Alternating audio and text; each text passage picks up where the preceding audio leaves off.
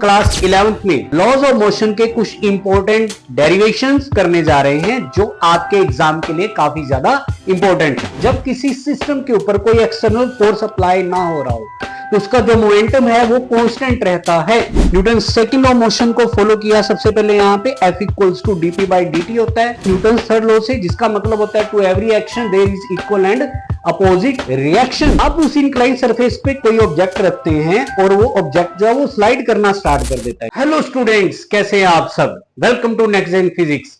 मैं हूं गुरप्रीत सिंह और आज हम क्लास 11th में unit number 3 laws of motion के कुछ इंपॉर्टेंट डेरिवेशंस और कुछ इंपॉर्टेंट कॉन्सेप्ट करने जा रहे हैं जो आपके एग्जाम के लिए काफी ज्यादा इंपॉर्टेंट है। ठीक है जी, तो चलिए लॉज ऑफ मोशन के जो इंपॉर्टेंट क्वेश्चंस वगैरह हैं उनको करना स्टार्ट करते हैं। तो सबसे पहले 1 मार्क्स के अंदर हमारे पास किस तरह के क्वेश्चन आ सकते हैं, ये वो है जैसे सम टाइम हमें एमसीक्यू में आ जाता है कि 1 Newton is equal to which of the following, 1 Newton इनमें से किसके इक्वल है, या 1 dyne is equal to which of the following. Newton is the SI unit of force and dyne is the CGS unit of force. तो अगर 1 Newton की value हम देखें, 1 Newton is that force which produces an acceleration of 1 meter per second square in a body of mass 1 kilogram. तो 1 Newton की जो value बनती है is equal to 1 Newton is equal to 1 kilogram metre per second square आ जाती है। और ऐसे ही 1 डाइन की डेफिनेशन है, ये वैल्यूज आपको याद रखनी है। 1 dyne is that force which produces an acceleration of 1 centimetre per second square in a body of mass 1 gram. तो एक 1 न्यूटन की वैल्यू होगी, दूसरी डेफिनेशन मैंने तुम्हें 1 डाइन की बताई है, और 1 dyne is equal to 1 gram centimetre per second square. 1 marks के लिए एमसीक्यू टाइप के लिए ये इस तरह के क्वेश्चन बन सकते हैं। उसके बाद नेक्स्ट इंपल्स मोमेंटम थ्योरम है। ये इंपल्स और मोमेंटम का रिलेशन होता है। इंपल्स हमें पता है जो उसका बेसिक एंड सिंपल फॉर्मूला होता है that is force into time होता है, और इंपल्स का लीनियर मोमेंटम के साथ जो रिलेशन है उसके लिए हम क्या करेंगे, तो हमने न्यूटन सेकंड लॉ मोशन को फॉलो किया। सबसे पहले यहाँ पे F equals to DP by D होता है। F force, DP is change in linear momentum और dt होता है टाइम। तो यहां से क्रॉस मल्टीप्लाई कर दिया, F dt equals to dp हो गया। इंटीग्रेशन करेंगे यहाँ पे दोनों तरफ, लेफ्ट साइड पे इंटीग्रेशन होगा एफ डी टी का, राइट साइड पे डीपी का इंटीग्रेशन। एफ का इंटीग्रेशन हो नहीं सकता बिकॉज वो टाइम के अकॉर्डिंग चेंज नहीं हो रहा, वो टाइम का फंक्शन नहीं है। ठीक है जी, तो उसके बाद इस dt का इंटीग्रेशन और इस dp का इंटीग्रेशन करेंगे। लिमिट आपको याद रखनी है, जो टाइम की लिमिट है that is from 0 to t, और मोमेंटम चेंज हो रहा है P1 से P2। तो P1 is the lower limit and P2 is the upper limit of the linear momentum. dt का इंटीग्रेशन t हो गया, इधर dp का इंटीग्रेशन p हो गया। इंटीग्रेशन करने के बाद हमें लिमिट पुट कर देनी है, तो इधर लिमिट पुट करेंगे upper limit minus lower limit यानी कि t माइनस 0 हो जाएगा। इधर लिमिट पुट करेंगे upper limit P2 minus P1 which is the change in momentum. Now this F into T left side पे, this is the basic formula of impulse. Impulse force into time होता है, तो impulse हो गया हमारे पास P2 minus P1। This is impulse momentum theorem. But some time numerical point of view से जो इसका क्वेश्चन हमारे पास आता है और उसमें जो फॉर्मूला अप्लाई होता है उसके अंदर थोड़ी मॉडिफिकेशन हो जाती है। और वो क्या होता है, हम लीनियर मोमेंटम को उसके फॉर्मूला की फॉर्म में कन्वर्ट करते हैं। लीनियर मोमेंटम होता है मास इनटू वेलोसिटी। तो यहां पे एक लीनियर मोमेंटम फाइनल को रिप्रेजेंट कर रहा है, एक लीनियर मोमेंटम इनिशियल को रिप्रेजेंट कर रहा है। तो इनिशियल मोमेंटम जब होगा तो उसके लिए वेलोसिटी आपको u लेनी है, और फाइनल मोमेंटम जब होगा यानी कि P2 जब होगा तो उसके लिए आपको वेलोसिटी v लेनी है।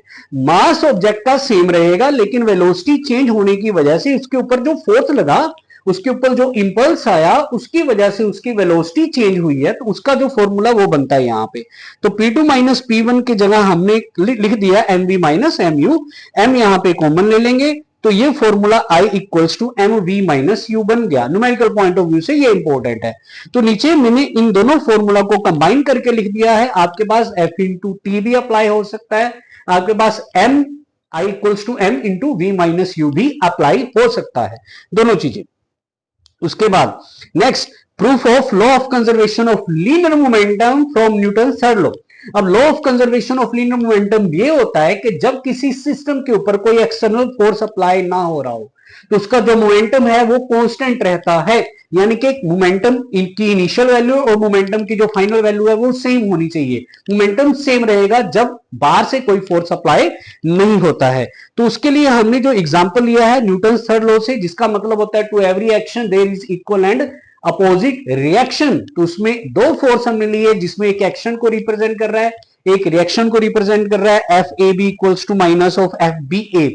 ए बी का मतलब ए का मोमेंटम चेंज हो रहा है, बी ए का मतलब बी के ऊपर ए ने फोर्स लगाया उस वजह से उसका मोमेंटम चेंज हो रहा है। तो F A B is equal to D P upon D T होता है, वैसे F equals to D P upon D T, but यहां पे ए का मोमेंटम चेंज होना है तो D P A upon D T आ जाएगा। उधर राइट साइड पे D P B upon D T आ जाएगा, डी टी से डी टी कैंसिल हो गया। Now this D P A represent change in momentum of A and this D P B represent change in momentum of B. तो A का momentum change कितना हुआ, final minus initial, P A dash final momentum of A, P A initial momentum of A, और ऐसे ही P B dash final momentum of B और P B represent initial momentum of B. अब यहां पे minus जब open करेंगे तो उसके बाद ब्रैकेट ओपन करेंगे, माइनस है बाहर, साइन चेंज हो जाएंगे, P A dash minus P A और राइट साइड पे इस तरह से। तो हमने यहां पे ये बताना है कि जो इनिशियल मोमेंटम है that should be equal to final momentum. तो इनिशियल मोमेंटम दो बॉडीज का ए और बी का, और फाइनल मोमेंटम दो बॉडीज का ए और बी का। तो इनिशियल में हमने सिंपल वैल्यू लिया like P A and P B, और फाइनल वैल्यू में हमने P A dash and P B dash दोनों लिया है। तो यहां पे ये जो बन गया हमारे पास P A dash plus P B dash which is final momentum is equal to P B plus P A जो बन गया इनिशियल मोमेंटम। तो ये तो हो गया final momentum is equal to initial momentum and this is law of conservation of linear momentum. अब जो इसका फॉर्मूला हमारे पास न्यूमेरिकली चलता है, न्यूमेरिकली सम टाइम मोमेंटम जब इस तरह से law of conservation of linear momentum पर अप्लाई करना हो तो वहां पे मास गिवन होता है, ऑब्जेक्ट्स की वेलोसिटी गिवन होती है, तो उसके लिए फॉर्मूला क्या बनेगा। उसके लिए जो फॉर्मूला हमारे पास बनेगा उसको मैं यहां पे लिख देता हूं एक बार। तो जब फाइनल आएगा तो एक जो ए बॉडी है उसके लिए मास m1 हो गया, उसकी फाइनल वेलोसिटी v1 होगी। बी बॉडी का मास m2 हो गया, उसकी फाइनल वेलोसिटी v2 होगी, इक्वल्स टू बी बॉडी का मास m2 लिया था हमने, उसकी इनिशियल वेलोसिटी u2 होगी, और यहां पे ये हो जाएगा m1 ए का मास, उसकी इनिशियल वेलोसिटी होगी u1। u यहां पे इनिशियल वेलोसिटी को रिप्रेजेंट कर रहा है और v यहां पे फाइनल वेलोसिटी को रिप्रेजेंट कर रहा है। जो ए बॉडी है उसके लिए मैंने 1 लिया है, जो बी बॉडी है उसके लिए मैंने 2 लिया है। तो m1 v1 plus m2 v2 या m2 v2 plus m1 v1 कुछ भी equal to m1 u1 plus m2 u2 इस तरह से आ सकता है। और न्यूमेरिकल्स में ये फॉर्मूला जो नीचे मैंने अभी लिखा है ये फॉर्मूला जो है न्यूमेरिकल्स के अंदर आपके पास यूज होता है, ये वाला फॉर्मूला यूज होगा। ठीक है जी। अब उसके बाद ये बेटा एक इंपॉर्टेंट क्वेश्चन है, सम टाइम ये जो स्कूल एग्जाम होते हैं उनके अंदर आ जाता है, which is second law of prove that. ऐसे क्वेश्चन आपके पास आता है कि prove that second law of motion is real of motion. अब second law of motion real of motion कैसे हो सकता है, हम यहां पे ये प्रूव करेंगे कि Newton second law of motion असल में मेन लॉ वो क्यों है। असल में वो मेन लॉ इस वजह से है क्योंकि उसकी हेल्प से हम फर्स्ट लॉ को भी प्रूव कर सकते हैं और उसकी हेल्प से हम थर्ड लॉ को भी प्रूव कर सकते हैं। और ऐसा होता है, first law is contained in second law and also third law is contained in second law. That is why second law of motion is real law of motion. तो उसके लिए सबसे पहले जो इसका फर्स्ट टाइटल मैंने चूज किया यहाँ पे, that first law contained in second law, वो कैसे हमें पता है। जब हम सेकंड लॉ के फॉर्मूला देखते हैं तो दो तरह के फॉर्मूला हमारे पास यूज होते हैं। एक तो सेकंड लॉ का फॉर्मूला ये होता है F equals to dp upon dt, ठीक है। और जब इसको डिराइव किया जाता है, थोड़ा मॉडिफाई किया जाता है, तो फॉर्मूला बनता है F equals to ma, force equal to mass into acceleration.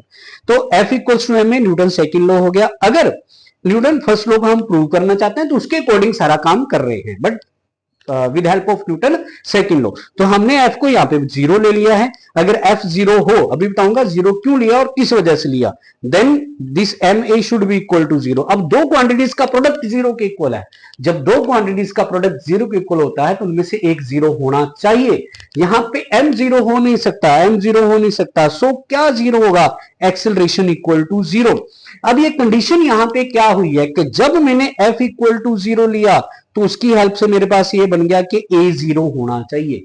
ये क्या हुआ, ये Newton first law of motion है जो ये कहता है कि in absence of an external force body अपनी स्टेट में बनी रहेगी, ऑब्जेक्ट अपनी स्टेट में बना रहेगा। मतलब वो रेस्ट पे है तो रेस्ट पे रहेगा, वो मोशन में यूनिफॉर्म मोशन में है तो वो यूनिफॉर्म मोशन में रहेगा। अगर वो रेस्ट पे है तो मतलब एक्सेलरेशन 0 है, अगर वो यूनिफॉर्म मोशन पे है तो भी उसकी एक्सेलरेशन जो है वो 0 होगी, ठीक है ना। क्योंकि अगर वो यूनिफॉर्म मोशन का मतलब क्या होता है, इक्वल मतलब displacement in equal interval of time, मतलब वो एक ही वेलोसिटी से जा रहा है, एक ही वेलोसिटी से जब जाएगा तो उसकी जो एक्सेलरेशन है वो 0 होगी, क्योंकि एक्सेलरेशन का मतलब ही चेंज इन वेलोसिटी होता है। तो एक पर्टिकुलर जो Newton first law of motion होता है उसको हमने Newton second law of motion से प्रूव किया है यहाँ पे। उसके बाद third law is contained in second law. अब थर्ड लॉ को कैसे सेकंड लॉ की हेल्प से करेंगे, तो ऊपर वाला जो law of conservation of linear momentum के अंदर था थोड़ा आइडिया वही आएगा। दो फोर्सेज हैं, एफ ए बी, ए के ऊपर लगा तो ए का मोमेंटम चेंज हो गया डीपी अपॉन डी, ऐसे एफ बी ए का हो गया। यहां से आपको डीपी ए निकालना है और डीपी बी निकालना है, ठीक है। Newton third law of motion को प्रूव करेंगे तो न्यूटन सेकंड लॉ तो आ गया, लेकिन अब इसमें law of conservation of linear momentum का भी यूज कर रहा हूं मैं, जिसके अंदर ये होता है that the total change in momentum is equal to 0, या जो इनिशियल मोमेंटम होता है वो फाइनल मोमेंटम के इक्वल होता है। एक ही बात है, initial momentum equals to final momentum या total change in momentum is equal to 0, ये भी हो सकता है, ठीक है जी।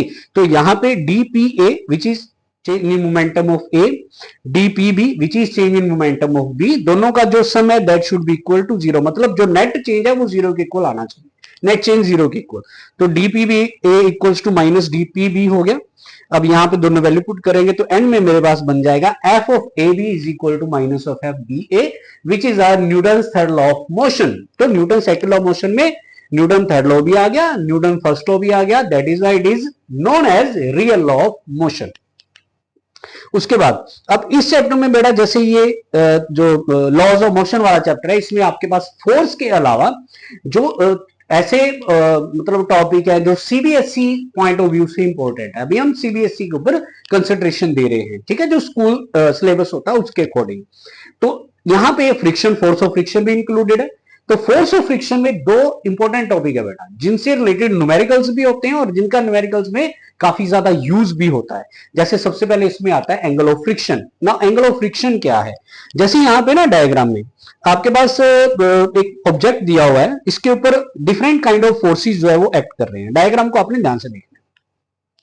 तो इस साइड में हमारे पास जो फोर्स है वो एक्ट कर रहा है कैपिटल एफ, और इस साइड में है स्मॉल एफ। ये दोनों क्या है, capital F is the applied force, याद रखना है आपने, और स्मॉल एफ जो है वो फोर्स ऑफ फ्रिक्शन है।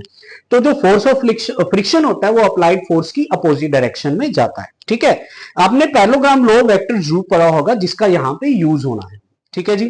तो ये हो गया फोर्स ऑफ फ्रिक्शन, ये हो गया अप्लाइड फोर्स। अब इस ऑब्जेक्ट का जो वेट है वो डाउनवर्ड एक्ट कर रहा है, इसको मैंने डब्ल्यू नाम दे दिया, ध्यान से समझना है। तो वेट के अपोजिट जो सरफेस होता है वो ऑब्जेक्ट के ऊपर एक फोर्स अप्लाई करता है। जिस सरफेस के ऊपर ये ऑब्जेक्ट रखा हुआ है उस सरफेस के ऊपर ऑब्जेक्ट का वेट अप्लाई हो रहा है, तो जो सरफेस होता है उस वेट के अपोजिट एक फोर्स अप्लाई करता है जिसको हम नॉर्मल रिएक्शन कहते हैं, because it is perpendicular to the object. ये ऑब्जेक्ट के ऊपर परपेंडिकुलर रहता है, इस वजह से इसको नॉर्मल रिएक्शन बोला जाता है। तो ये नॉर्मल रिएक्शन होगी इन अपवर्ड डायरेक्शन, ठीक है। अब आपके पास ऐसे दो फोर्सेस हैं जिनका रिजल्टेंट आप यहां पे अकॉर्डिंग टू पैरेललोग्राम लॉ देख सकते हैं, और वो कैसे होगा देखिए, ठीक है। ये हमारे पास हो गया नॉर्मल रिएक्शन, इस तरफ हमारे पास हो गया फोर्स ऑफ फ्रिक्शन। अगर मैं यहां पे एक पैरेललोग्राम कंप्लीट करूं तो this diagonal will be the resultant of this F and R. एक पैरेललोग्राम की दो एडजेसेंट साइड है, एक एफ है एंड आर है, तो जो डायगोनल है वो उसका रिजल्टेंट होगा according to parallelogram law vector addition. लेकिन हम तो करने जा रहे थे एंगल ऑफ फ्रिक्शन, अब बीच में ये पैरेललोग्राम लॉ का रिजल्टेंट कैसे आ गया वो देखें ध्यान से। जो एंगल ऑफ फ्रिक्शन होता है वो किस किस के बीच का एंगल होता है वो ध्यान से देखिए। Angle of friction is the angle of the resultant of F and R. F और आर का जो रिजल्टेंट है, this is the resultant of F and R. F और आर का जो रिजल्टेंट है वो आर की डायरेक्शन के साथ जितना एंगल बनाएगा, एफ और आर का जो रिजल्टेंट है वो आर की डायरेक्शन के साथ जितना एंगल बनाएगा, that angle is known as angle of friction. ठीक है जी, यही एंगल ऑफ फ्रिक्शन होता है। और ये जो यहां पे दिया है, ये मैंने इसकी डेफिनेशन लिखी हुई है, डेफिनेशन आप याद कर सकते हैं। ज्यादा जरूरी है इसको डायग्राम से अंडरस्टैंड करना। एफ और आर का रिजल्टेंट, उसका आर के साथ जो एंगल है, that is known as angle of friction. ठीक है, अब इसको हमने, इसका एक रिलेशन निकालना है म्यू के साथ। म्यू एक कोएफिशिएंट ऑफ फ्रिक्शन होता है, जिसका जो मेन बेसिक फॉर्मूला होता है, mu equals to F by R होता है। ठीक है जी, this is mu equals to F by R. यहां पे ये आपको याद रखना है, mu equals to F by R. ठीक है, एफ इसमें फोर्स ऑफ फ्रिक्शन को रिप्रेजेंट करता है, आर इसमें नॉर्मल रिएक्शन को रिप्रेजेंट करता है। तो उन दोनों की रेशियो जो होती है वो कोएफिशिएंट ऑफ फ्रिक्शन के इक्वल होता है। ठीक है, चलो वहां चलते हैं। तो अब ये ट्रायंगल जो पैरेललोग्राम बन रही है, यहां पे रेक्टेंगल बन गई है, कह लो ऐसा, पैरेललोग्राम की जगह। तो उसमें हमने एक ट्रायंगल चूज करनी है। सपोज ये ट्रायंगल है ए बी ओ या ओ ए बी, कुछ नाम दे सकते हैं। इसमें मैंने लिया A B by O B, A B by O B. ठीक है, this is A B and this is O B. ठीक है, तो ए बी जो है वो परपेंडिकुलर को रिप्रेजेंट करेगा, ओ बी जो है वो बेस को रिप्रेजेंट करेगा इस एंगल के अकॉर्डिंग, क्योंकि एंगल के सामने वाली साइड परपेंडिकुलर होती है। तो perpendicular upon base tan theta होता है। जो ए बी है, ये वाली साइड हमारे पास ए बी है, that is parallel to this side. और ये वाली नीचे वाली जो साइड है, ये एफ को रिप्रेजेंट कर रही है, तो ये भी एफ को रिप्रेजेंट करेगी। और ये वाली साइड जो है ये आर को रिप्रेजेंट करेगी, तो एफ बाई आर हो गया। और ये एफ बाई आर जो है ये म्यू के इक्वल होता है, then mu equals to tan theta. Coefficient of friction और एंगल ऑफ फ्रिक्शन का ये रिलेशन है, एग्जाम के अंदर ये आ जाता है, ध्यान देना है आपने। उसके बाद बेटा ये नेक्स्ट टॉपिक है angle of sliding, angle of repose. ये क्या होता है? आपके पास कोई इंक्लाइंड सरफेस है, इंक्लाइंड का मतलब हॉरिजॉन्टल के साथ किसी एंगल पे है कोई इंक्लाइंड सरफेस। आप उस इंक्लाइंड सरफेस पे कोई ऑब्जेक्ट रखते हैं और वो ऑब्जेक्ट जो है वो स्लाइड करना स्टार्ट कर देता है नीचे की तरफ। तो उस इंक्लाइंड सरफेस का हॉरिजॉन्टल सरफेस के साथ जो एंगल होगा, that is known as angle of friction. वही आपने यहां पे डेफिनेशन देख लो इसकी। एंगल ऑफ इंक्लाइनेशन होता है जब ऑब्जेक्ट इंक्लाइंड सरफेस पे रखा हुआ नीचे की तरफ स्लाइड कर जाए। ठीक है, मेनली पॉइंट ये होता है। अब ये जो इंपॉर्टेंट डायग्राम है, कई तरह के क्वेश्चंस के अंदर, कई तरह के न्यूमेरिकल्स के अंदर ये यूज होता है। ध्यान से देखें इस डायग्राम को। तो ये हमारे पास नीचे हॉरिजॉन्टल सरफेस था, ये इंक्लाइंड सरफेस है, और इसके ऊपर रखा हुआ ऑब्जेक्ट स्लाइड कर रहा है, और जिस एंगल पे वो स्लाइड कर रहा है that is alpha. Alpha is हो गया एंगल ऑफ स्लाइडिंग। अब ये ऑब्जेक्ट है, जब ये स्लाइड कर रहा है तो उसके ऊपर किस किस तरह के डिफरेंट फोर्सेस एक्ट कर रहे हैं वो देखें ध्यान से। ठीक है, सबसे पहले इसका वेट जो है वो वर्टिकली डाउनवर्ड एक्ट करेगा, हमेशा वर्टिकली डाउनवर्ड एक्ट करता है। ठीक है, और ये हो गया हमारे पास नॉर्मल रिएक्शन। मैंने बोला था ये जो ऑब्जेक्ट होता है उसके ऊपर परपेंडिकुलर रहेगा। अगर ऑब्जेक्ट जो है बिल्कुल सीधा ऐसे पड़ा है तो ये इस तरह से आ जाएगा, और जैसे जैसे ऑब्जेक्ट इस तरह से जाएगा ये नॉर्मल रिएक्शन इसके साथ बदल दी जाएगी। ये सीधा पड़ा है, अभी इंक्लाइंड सरफेस पे था, ऐसे था, तो नॉर्मल रिएक्शन इस तरह से आएगी डायग्राम के अकॉर्डिंग। अब जो ऑब्जेक्ट है वो नीचे की तरफ स्लाइड हो रहा है, लेकिन जो फोर्स ऑफ फ्रिक्शन है वो अलोंग द सरफेस ऊपर की तरफ एक्ट करेगा। This is force of friction. ठीक है, अब मेनली तुमने जो पैरेललोग्राम लॉ जैसे वाला जो चैप्टर है, यानी कि मोशन इन ए प्लेन वाला जो चैप्टर है, उसके अंदर एक इंपॉर्टेंट टॉपिक है जो यूज होता है बहुत जगह पे, इवन +2 तक भी यूज होता है, जिसमें आपने ये पढ़ा है कि अगर आपके पास एक वेक्टर 2 डायमेंशन के बीच में एक्ट कर रहा है, जिसमें ये सपोज एक्स एक्सिस है, ये वाई एक्सिस है, यहां पे एक वेक्टर कोई एक्ट कर रहा है बिटवीन 2 डायमेंशन, और वो एक्स एक्सिस के साथ कोई एंगल बना रहा है थीटा। ये वेक्टर हो गया सपोज ए, और वो एक्स एक्सिस के साथ एक एंगल बना रहा है थीटा। तो एक्स साइड का उसका एक कंपोनेंट बनेगा जिसको ए कोस थीटा बोला जाएगा, क्योंकि ए वेक्टर था, और एक कंपोनेंट जो दूसरा बनेगा उसको ए साइन थीटा बोला जाएगा। ठीक है, these are two rectangular component of a vector. ये एक वेक्टर के वो दो कंपोनेंट है जिनके बीच में 90 डिग्री का एंगल होता है। ठीक है, मेनली जो आपने याद रखना है कि वेक्टर के दो कंपोनेंट होंगे जिनके बीच में 90 डिग्री का एंगल होगा। एक कंपोनेंट कोस होगा, एक साइन होगा। कोस कौन सा होगा और साइन कौन सा होगा? जिसके साथ वेक्टर एंगल बनाएगा वो कोस कंपोनेंट होगा और दूसरा साइन कंपोनेंट होगा, ये याद रखना है। ठीक है, तो यहां पे ये जो हमारे पास कैलकुलेशन हुई उसके अकॉर्डिंग ये एंगल अल्फा है, ये वर्टिकल कंपोनेंट, ये तो सॉरी वेट था जो वर्टिकल डायरेक्शन में नीचे की तरफ आ रहा है। अब ये है, तो इसके दो रेक्टेंगुलर कंपोनेंट कैसे होंगे थोड़ा ध्यान देना आपने। ये इस तरह से एक्ट कर रहा है, एक कंपोनेंट इसका ये, एक कंपोनेंट ये, दोनों के बीच में यहाँ पे 90 डिग्री का एंगल। ये जो एंगल है ये अल्फा बन रहा है, तो ये कंपोनेंट ये mg था ना, तो mg का ये कंपोनेंट जिसके साथ एंगल बन रहा है वो कोस हो गया, और दूसरा कंपोनेंट जो है गया वो साइन हो गया। जिसके साथ एंगल बन रहा हो वो कोस कंपोनेंट और दूसरा साइन कंपोनेंट, ये आपको याद रखना है। ठीक है, तो अब जो डिफरेंट फोर्सेज एक्ट कर रहे हैं सिर्फ उनको आपने इक्वल पुट करना है और आपका रिजल्ट जो है वो यहां से आ जाएगा। तो एफ ऊपर की तरफ एक्ट कर रहा है, एम जी साइन अल्फा नीचे की तरफ एक्ट कर रहा है, तो F equal to M G sine alpha हो गया। यहां पे आर इस तरफ ऊपर की तरफ बिल्कुल इसके opposite M G cos alpha act कर रहा है, तो R equals to M G cos alpha, दोनों को डिवाइड करेंगे, एफ बाई आर जो है वो म्यू के इक्वल होता है, इधर हो गया टेन अल्फा के इक्वल। अब ये म्यू जो है ना, ये दो दो रिलेशन बना के बैठ गया। एक रिलेशन इसका बन गया टेंजेंट थीटा के साथ, एक रिलेशन इसका बन गया टेन अल्फा के साथ, where theta is angle of friction and alpha is angle of sliding. तो हमारे पास सम टाइम ऐसा क्वेश्चन आ जाता है कि प्रूव दैट, इंपॉर्टेंट है, सुनना मेरी बात ध्यान से, prove that angle of friction is equal to angle of sliding. ये प्रूव करो कि एंगल ऑफ फ्रिक्शन जो है वो एंगल ऑफ स्लाइडिंग के इक्वल होता है। लेकिन प्रूव करने के लिए करेंगे क्या, उसके लिए जो करना है वो ये करना है कि ये दोनों टॉपिक आपको एज इट इज करने होंगे उसमें, और एंड में जाके ये दो इक्वेशंस का यूज करके थीटा को अल्फा के इक्वल ले लेना है। दो टॉपिक ऐसी, एंगल ऑफ फ्रिक्शन ऐसी, एंगल ऑफ स्लाइडिंग ऐसी, ऐसे ही करना है, और उसके बाद दो इक्वेशन बना के कैसे वो भी बताता हूं, और इक्वल ले लेना है। तो एक इक्वेशन बनी mu equal to tan theta, first उस टॉपिक से आ गई। एक इक्वेशन बनी mu equal to tan alpha, second topic से आ गई, दोनों को इक्वल पुट कर दिया, tan theta equal to tan alpha, tan से tan cancel, theta equal to alpha, theta represent angle of friction, alpha represent angle of sliding, दोनों equal पाएंगे। लेकिन उसके लिए अगर आपके पास एक क्वेश्चन आता है जो मैंने अभी बताया, तो दोनों टॉपिक्स को आपने पूरा करना है और उसके बाद इनको इक्वल प्रूव करना है। ठीक है जी, इस तरह से। अब नेक्स्ट है, this is again about force of friction की स्टडी चल रही है सारी। आप जब रोड पे ट्रेवल करते हैं तो रोड पे ट्रेवल करते हुए आपके पास एक टर्न आ जाता है, आप उस टर्न पे मुड़ जाते हैं।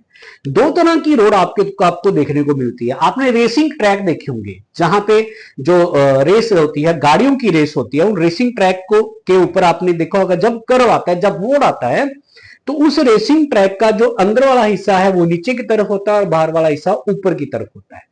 आउटर जो एज होता है उसको उठा दिया जाता है इनर एज के कंपैरिजन में। ठीक है जी, एक तो ये होता है। और दूसरा, आप अगर सिंपल रोड पे जा रहे हैं जो रेसिंग ट्रैक नहीं है, जहां पे ज्यादा गाड़ियां जो है वो हाई स्पीड से नहीं जाती हैं, तो वहां पे आपको सिंपल लेवल मिलेगा कि इनर एज और आउटर एज सेम है। हमने इन दोनों को स्टडी करना है कि जो एक इस तरह का जो रोड होगा, इनर एज और आउटर एज जिनका मेन है, मतलब एक ही लेवल पे है, इसको लेवल रोड बोला जाएगा।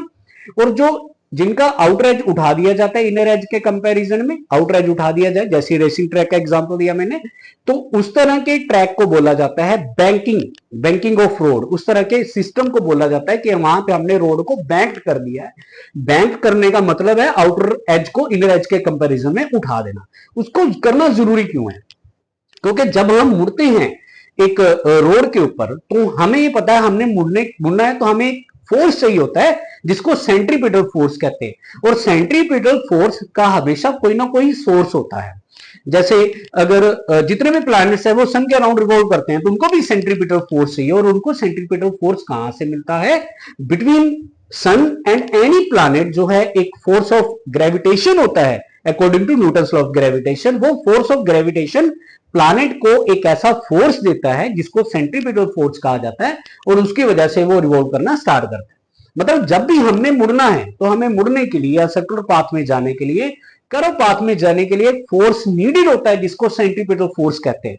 उसका कोई ना कोई सोर्स होगा ऑलवेज। लेकिन यहां पे क्या है, हम गाड़ी पे जा रहे हैं, हमने गाड़ी को मोड़ दिया, ठीक है, तो सेंट्रीपिटल फोर्स तो हमें चाहिए, लेकिन मिलेगा कहां से? ध्यान दे इस बात को। हाँ, अगर हम बाइक पे जा रहे हैं, मान लो किसी ऐसे रोड पे बाइक पे मुड़े, तो हमने देखा है, हमने रेसिंग ट्रैक वालों को भी देखा है, जैसे जो बाइक रेसिंग होते हैं वो कितना बेंड हो जाते हैं, अपने नी को नीचे ही लगा लेते हैं एक तरह से। तो हम भी जब ऐसे जा रहे होते हैं बाइक पे, तो हम भी बेंड हो जाते हैं। बेंड होने के पीछे रीजन है, आप सीधा जा नहीं सकते। अगर आप स्लो होंगे आप सीधा जाएंगे, लेकिन अगर आप थोड़ी ज्यादा स्पीड पे हैं तो आपको बेंड होना पड़ेगा, अदरवाइज आप मोड़ नहीं ले पाएंगे। तो ये सारा एग्जाम्पल मैंने दिया, इसके पीछे एक ही जो मेन पॉइंट है वो आपको याद रखना है कि जब भी आपको कर्व रोड पे मुड़ना है तो उसके लिए सेंट्रीपिटल फोर्स नीडेड है। अगर लेवल रोड है तो फिर सेंट्रीपिटल फोर्स कैसे मिलेगा, बैंक्ड रोड है तो फिर सेंट्रीपिटल फोर्स एक्स्ट्रा कहां से मिलेगा वो देखें ध्यान से। तो लेवल रोड है, यहां पे हमें सेंट्रीपिटल फोर्स चाहिए, और सेंट्रीपिटल फोर्स के लिए सिर्फ एक ही फोर्स जो यहां पे सेंट्रीपिटल फोर्स देगा, that is force of friction. जो गाड़ी है उसके टायर और रोड के बीच में जो फोर्स ऑफ फ्रिक्शन है वही सेंट्रीपिटल फोर्स दे सकता है और कोई फोर्स नहीं है। ठीक है, तो जो सेंट्रीपिटल फोर्स होता है उसकी डायरेक्शन होती है toward the centre of the circle. अब ये सर्कल है, इस सर्कल के सेंटर की तरफ ये हमारे पास फोर्स ऑफ फ्रिक्शन है और यही सेंट्रीपिटल फोर्स देगा। आर ऊपर की तरफ है, एमजी नीचे की तरफ है, अभी हमने देखा था। तो यहां पे जो एफ है मतलब फोर्स ऑफ फ्रिक्शन है that should be greater than equal to capital F, where capital F is centripetal force, small F force of friction है। मतलब फोर्स ऑफ फ्रिक्शन नहीं सेंट्रीपिटल फोर्स देना है।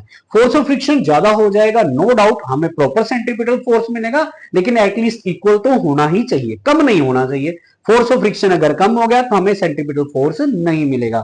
ठीक है, तो F greater than equal to M V square upon R हो गया, which is the formula for centripetal force.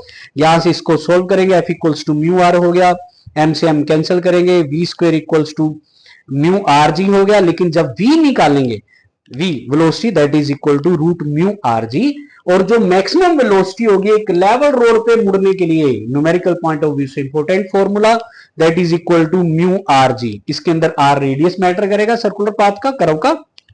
Mu देखो कोएफिशिएंट ऑफ फ्रिक्शन है which is the ratio of F by R होता है, मतलब फोर्स ऑफ फ्रिक्शन हमारे लिए important है, तभी हमें प्रॉपर वेलोसिटी से वहां पे स्पीड से मुड़ना होगा। ठीक है जी, उसके बाद अब ये बैंकिंग ऑफ रोड के बारे में मैंने बताया तुम्हें कि ये होता क्या है और ये जरूरी क्यों है, क्योंकि हमें एक प्रॉपर नेसेसरी एक अच्छे वे में सेंट्रीपिटल फोर्स चाहिए ताकि हम एक स्पीड पे गाड़ी को वहां पे मोड़ सके। और रेसिंग ट्रैक के ऊपर गाड़ी जो है वो ज्यादा स्पीड से जाती है, इस वजह से वहां पे ऐसा होता है कि आउटरेज काफी ज्यादा रेस किया जाता है। ठीक है जी, तो इसके लिए जो आपको अब नेक्स्ट टॉपिक है, दिस इज इंपॉर्टेंट वन, कि एक बैंक रोड है उस पर गाड़ी जा रही है जिसका आउटरेज उठा हुआ है, इनरेज नीचे है। बैंक उस रोड पे गाड़ी को जब जाना है तो कितनी ज्यादा से ज्यादा वेलोसिटी से गाड़ी उस पर जा सकती है, उसकी वेलोसिटी का फॉर्मूला निकालना है। तो अब इसमें जो कंपोनेंट है वो आपको याद रखने हैं। सबसे पहले जो नॉर्मल रिएक्शन है वो पीछे हमने देखा था इस तरह से गई, तो उसके दो कंपोनेंट बने। और यहाँ पे जो बेटा ये थीटा है ना, ये जैसे ये रोड है जब हमने उसको बैंक कर दिया, ये रोड है जब वो मतलब लेवल पे था, तो दोनों के बीच में ये थीटा जो है that is known as angle of banking, कि कितने एंगल से आपने रेज किया है आउटरेज को।